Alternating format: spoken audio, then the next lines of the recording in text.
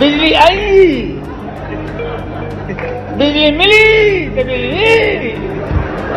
अरे मोदी जी ठीक से बोलो, नहीं तो नस फट जाएगा यार। बिहार की राजनीति में हमेशा से एक कहावत थी कि जब तक रहेगा समोसे में आलू तब तक बिहार में राज करेगा लालू। लेकिन पिछले एक दशक में ये कहावत किसी ने पलट के रख दी और उस शख्स का नाम है नीतीश कुमार। किसी ने उन्हें नाम दिया सुशासन बाबू तो किसी ने उन्हें कहा पलटू राम। हमारे तो मुख्यमंत्री इतना बार पलटी मारे हैं कि उनका दिमागे चकड़ी आ गया। और ये दोनों बातें और दोनों नाम बिल्कुल भी सही है और ये नीतीश कुमार के लिए पूरा का पूरा सूटेबल भी है, क्योंकि अगर आपको बिहार की राजनीति को समझना है तो आपको नीतीश कुमार को भी समझने की जरूरत है। ये बिहार और इंडिया के इकलौते ऐसे नेता हैं जिन्होंने हर एक पार्टी के साथ हाथ मिलाया और गठबंधन किया और बहुत पार्टी का इन्होंने हाथ छोड़ भी दिया और इन्होंने बहुत बार अपनी बातों से पलटी मारी है। और इतना सब करने के बाद भी ये हर बार मुख्यमंत्री बन जाते हैं। इन्हें बिल्कुल फर्क नहीं पड़ता इनके पास बहुमत हो या फिर ना हो, इनकी पार्टी कम सीट जीते या फिर ज्यादा। ये बिहार में ऐसी राजनीति करते हैं कि हर बार मुख्यमंत्री ये बन जाते हैं। तो आज के डेट का सवाल ये है कि इस बार बिहार इलेक्शन में क्या नीतीश कुमार का सनसेट होगा या फिर वो 10वीं बार बिहार के सीएम बन के इतिहास रचेंगे। तो चलिए खोजते हैं इस सवाल का जवाब इस वीडियो में। 1991 बख्तियारपुर पटना का एक जिला,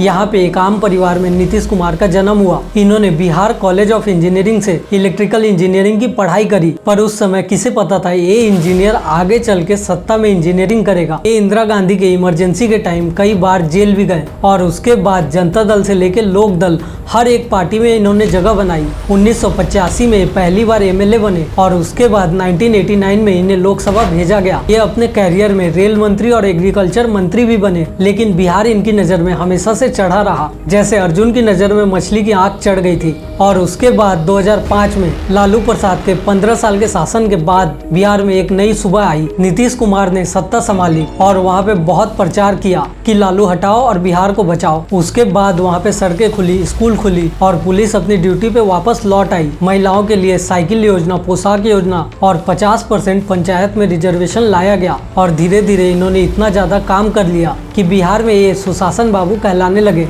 और ये एक बिहार में ऐसा दौर था, कम से कम अब वहाँ पे ट्रेनें चलाई जाने लगी, स्कूल में बहुत सारे टीचर भी आने लगे। और यही था नीतीश कुमार का स्मार्ट पॉलिटिक्स। बिहार में विकास भी हुआ और नीतीश कुमार का वोट बैंक भी बढ़ा। लेकिन उसके बाद शुरू हुआ एक ऐसा दौर जिसने नीतीश कुमार को पलटू राम भी बना दिया। सीपीआई से लेके बीजेपी तक, कांग्रेस से लेके आरजेडी तक हर विचारधारा में कभी दोस्ती तो कभी दुश्मनी। 2013 में मोदी के खिलाफ जाके बीजेपी को छोड़ा, 2015 में वापस से लालू से हाथ मिलाया और 2017 में वापस से बीजेपी ज्वाइन कर ली और उसके बाद 2022 में वापस से आरजेडी और फिर वापस से 2024 में बीजेपी। और इसके लिए एक ही लाइन काफी है, जब पलटना ही है तो पलटो स्टाइल में। सब बोलने लगे कि पलटू राम है, लेकिन नीतीश ने कहा इस समय की जरूरत है, मजबूरी नहीं। नीतीश कुमार को बिहार में भले ही 3% कुर्मी वोट मिले हो, लेकिन उन्होंने बिहार में कास्ट पॉलिटिक्स को अपने तरीके से खेला हुआ है। बिहार में महिलाओं के बीच इनका जादू आज भी बहुत ज्यादा कायम है। 2024 का सर्वे बताता है कि आज भी बिहार में 60% से ज्यादा महिलाएं नीतीश कुमार को वोट देना चाहती है। और इसका मतलब बिल्कुल साफ है कि बिहार में जो बंदा महिलाओं को जीत गया वो आसानी से बिहार को जीत गया। आप इस बात को याद रखिए कि जब देश की राजनीति धर्म और जाति में उलझी हुई थी, तब उस जमाने में नीतीश कुमार ने विकास और स्थिरता का कार्ड खेला था और बाद में यही उनकी सबसे बड़ी ताकत भी बनी। हर बार जब भी लगा कि इस बार तो खेल पूरा खत्म, फिर भी नीतीश कुमार ने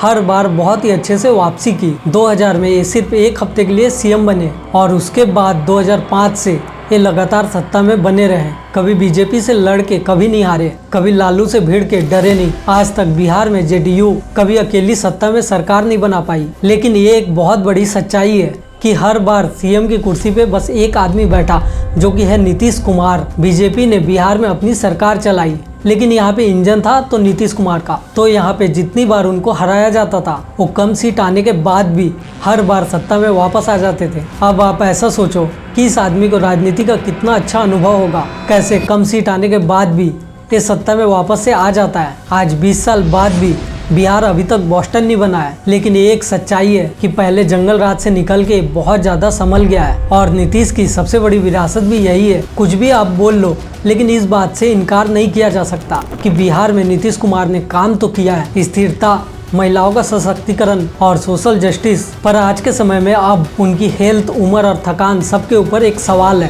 क्या वो फिर से सत्ता में वापस आएंगे या इस बार बीजेपी उन्हें रिटायर कर देगी? 2025 का चुनाव बस बिहार का चुनाव नहीं, एक सिंबॉलिक टेस्ट है कि भारत की राजनीति में अवसरवाद एक नया आदर्श बन गया है। क्योंकि अगर पॉलिटिक्स है तो आर्ट ऑफ पॉसिबल है, और नीतीश कुमार उस कला में मास्टर है, ना कि आर्टिस्ट। आप उन्हें सुशासन बाबू कहिए या फिर पलटू राम, लेकिन इतना तो तय है कि ऐसे नेता बहुत ही कम होते जा रहे हैं जिनकी राजनीति कट्टरता से नहीं बल्कि चालाकी से चलती है, जिनकी पहचान कुर्सी बदलने से नहीं बल्कि कुर्सी पे टिके रहना था। बिहार के नीतीश कुमार भारत की राजनीति के बहुत बड़े सर्वाइवर है। सिचुएशन चाहे जो कुछ भी था, इन्होंने हर एक पल को बहुत अच्छे से मैनेज किया और ये बहुत लंबे समय तक अपनी कुर्सी पे टिके रहे, और आज के समय में ऐसा कर पाना बहुत ज्यादा मुश्किल है। आपको क्या लगता है? नीतीश कुमार भारत की राजनीति के सबसे बड़े और सबसे समझदार खिलाड़ी हैं। अपनी राय आप कमेंट में जरूर बताइए कि सुशासन और पलटी इस बार नीतीश कुमार का क्या एक्शन होगा। अगर आपको ये वीडियो पसंद आया हो तो इस वीडियो को लाइक, शेयर और चैनल को सब्सक्राइब जरूर करें। फिर मिलते हैं आपसे आने वाले वीडियोस में।